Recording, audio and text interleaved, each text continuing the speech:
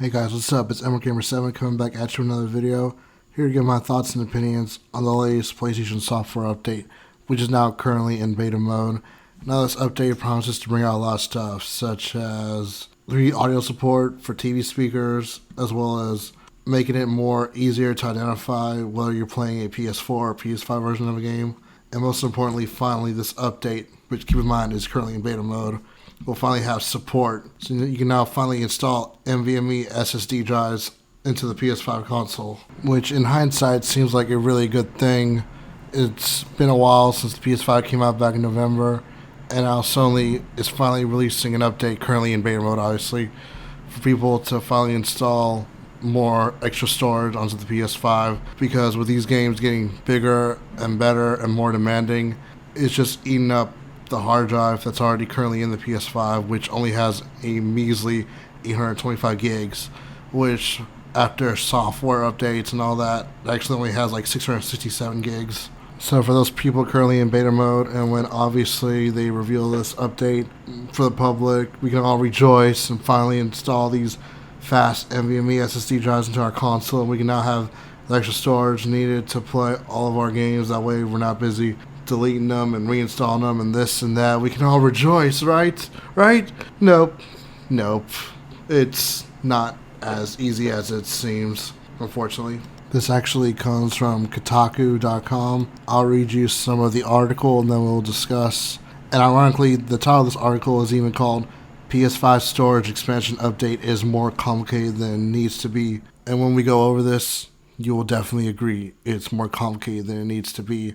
When I was reading this, I was like, holy shit, what the freak? Now, before we begin this article, I'd just like to state that I was actually in agreeing with Sony on this before they gave us this giant crap bomb of all the stuff that we gotta do. Because I was thinking, once this update rolls around, we can, install our own SSDs, we can pick the size that we want and this and that, and it'll all be good. But nope, I was very wrong. Now, for a guy like me, these issues is not gonna be really a huge problem for me, but for someone who's like the average consumer, or someone who is a parent or a grandparent, or just someone that is not that tech savvy, this is gonna be a huge problem for them. So the article says that the read speeds need to be at least 5,500 megabytes per second. The model itself has to be one of 5 specific dimensions in length, either 30 millimeter, 42 millimeter, 60 millimeter, 80 millimeter, 110 millimeter, and 22 millimeters wide. Sony says a 25 millimeter drive is not supported by the PS5. Not only that, after you buy the hard drive, you're also going to need to buy a heatsink for the NVMe SSD drive and install it onto it.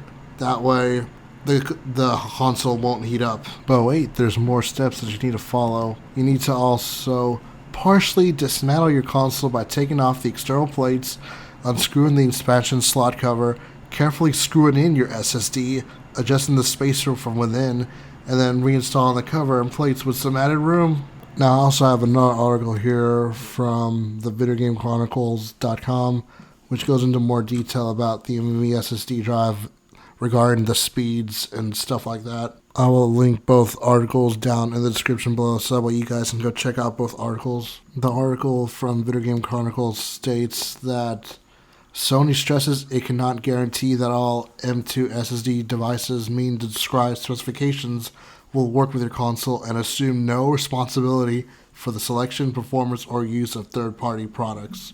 It also adds that not all games will necessarily perform as well as they do running on the PS5's internal SSD, even if the M2 SSD speeds reaches faster than 5,500 megabytes a second. So let's say you get one of those big bad drives, the one that can read up to 7,000 megabytes a second, and then you install it on your PS5. The games could run or perform worse on the SSD, even though it is way faster than the 5,500 megabyte speed required by Sony. Isn't that ridiculous? So there are many problems with this. One is, like I said earlier, the average consumer is not going to know what they're doing. They're just going to go up to the store, try to find the cheapest NVMe SSD drive they can find, which is at about $100, and they'll grab a 1 terabyte $100 SSD drive, take it home, install it on their console, and then the console's going to freak out because it's not fast enough, and the people are going to be like, well, what did I do? I bought an SSD, it's not working.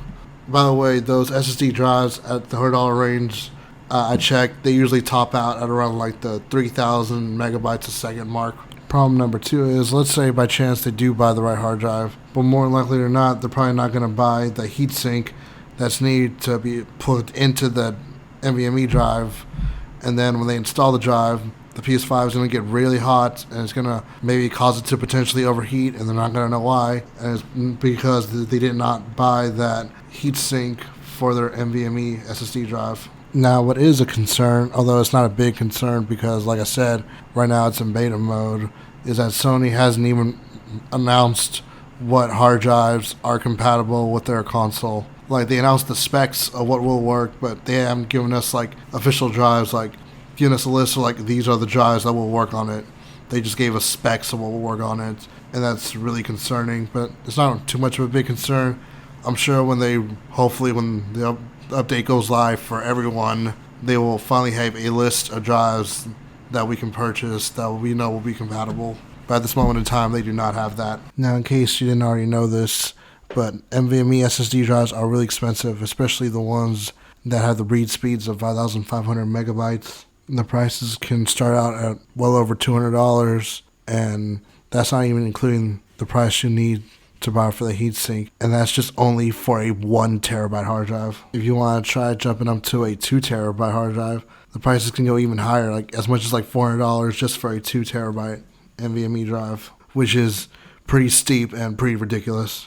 Now, if you guys want to go check this out, I will put a link in the description down below for an NVMe drive I actually found on Amazon. For the record, this is not a sponsored link or an affiliate link. It's just something that I saw that's actually one of the more affordable drives, and it has read speeds of 5,600 megabytes, so it's just a little bit faster than what Sony recommends, and the price isn't that bad. It's only $170, including a heatsink with the SSD, which I feel is not that bad. But I'll leave that in the description below. That way you guys can go check it out and do your own research on it. But in my opinion, I feel like this will work with the PS5. But I'm going to have to give this win to Microsoft, because all you got to do with the Series S and Series X console is buy a proprietary Seagate external hard drive, SSD hard drive. Now, one of the bummers about it is they only have one model, a 1 terabyte, and the price is also kind of steep. It's $230, but all you gotta do is just buy it, plug it into the back of your Series X or Series X console, and that's it. That's all you gotta do, which is real easy and real simple, and I applaud Microsoft for doing that at least. Unlike Sony over here, where you gotta buy like the hard drive with the right read speeds, the one that can fit inside the PS5. You gotta buy a heatsink for it. It's just a big mess. Anyways, that's just my thoughts and opinions on the subject. If you like this video, make sure you give it a like and consider subscribing down below. They both really do help a lot, and I do appreciate it. But yeah, it's NVMe 7, and I'll see you guys on the next video. Have a great day, guys. Bye.